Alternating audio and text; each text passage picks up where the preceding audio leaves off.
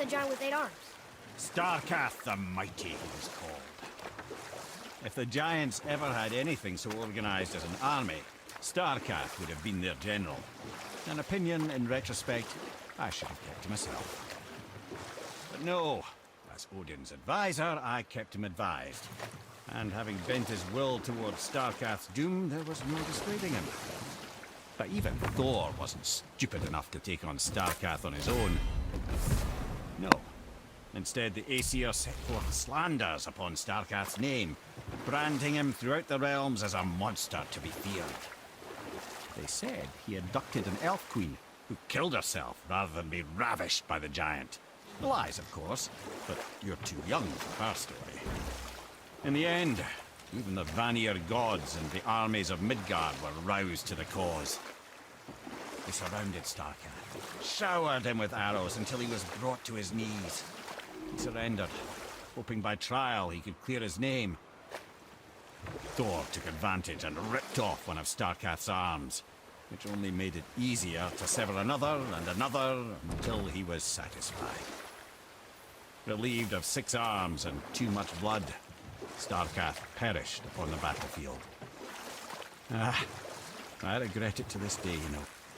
I told myself there was nothing I could do, but I wish I'd tried.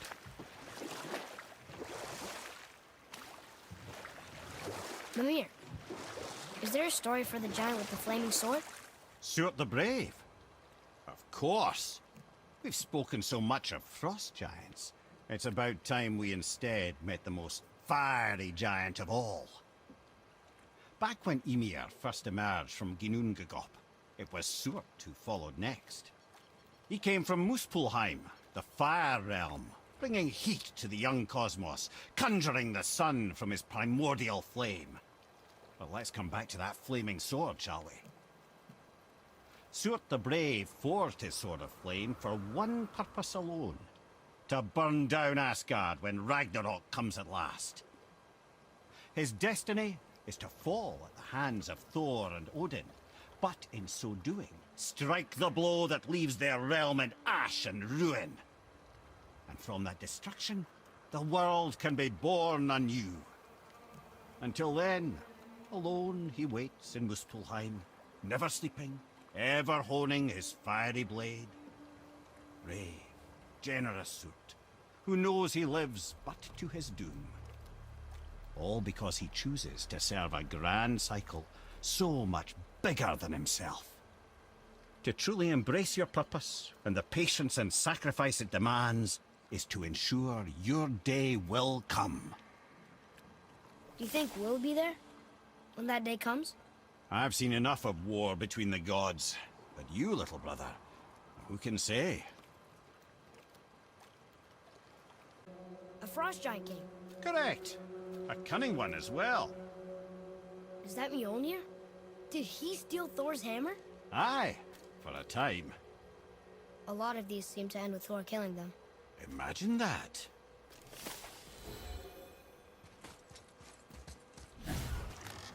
Mimir, why don't you tell us the story of the giant that stole Thor's hammer? Happily, my boy.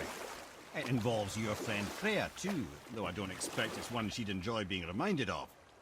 The giant was called Thrym, and he proved cunning enough to make off with Mjolnir while the Thunder Lummox slept. Sadly for Thrym, he didn't always think with his brain. Though he had robbed the greatest giant killer of his greatest weapon, he offered to trade it back to the Aesir in exchange for Freya as his bride. Now, at this point, Freya was married to Odin, and Odin, frankly, would have traded her for a sufficiently strong mead, but he saw an opportunity here. Thrym's palace was in Jotunheim, and only giants know the way. By agreeing to the marriage, they'd have to escort Freya back to their realm. So, Odin coerced Freya into using her Seithar magics to conceal Thor, so he could sneak along with her and infiltrate Jotunheim. When the hammer was produced as the wedding dowry, Thor revealed himself. He took back Mjolnir and wasted no time in smashing Thrym's skull, followed by every other giant present for the festivities. The only thing that put a stop to it was Freya, who wanted no part of this massacre. She cast a powerful spell that hurtled them both out of Jotunheim with no means of return. Odin was livid, hoping that Thor's foothold in Jotunheim would become his own. And oh, would he ever revenge himself upon Freya? What is the point of this story, Head? Well, for Thrym, the lesson would be to keep his priorities straight. For Freya, it's that doing good has a price. For Thor, it's that no object of power makes you what you are. And if what you are is the biggest butchering bastard in the Nine Realms, nobody can take that away from you. Here, boy. Another one. It's Skadi. Mother liked her. A great huntress. That's right. Queen of the Hunt, they called her. That's her father. And all the animals she hunted. He taught her well. In the last battle. Her father again. Both of them. In the snow. And they're still there. It's quite a story.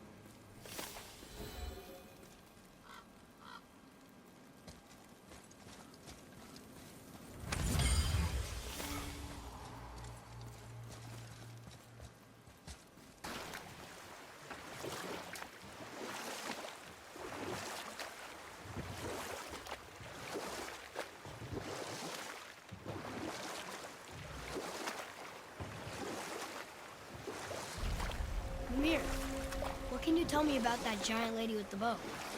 She was called Skadi, Queen of the Hunt. Her father was Thiotzi, who could take the shape of any wild creature, and taught Skadi how to hunt them all. From the ribs of pack beasts, she fashioned second feet, allowing her to glide upon the snow so no animal could evade her.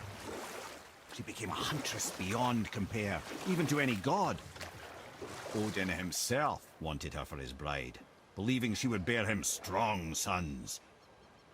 But she spurned his affections, and for that insult, Odin vowed revenge. It was put forth that the Aesir were plagued by an eagle who would steal the precious golden apples of Idun. Not even the finest archer among the gods could bring it down. Odin knew that Skadi could not resist the temptation to prove herself superior, and so she joined the hunt.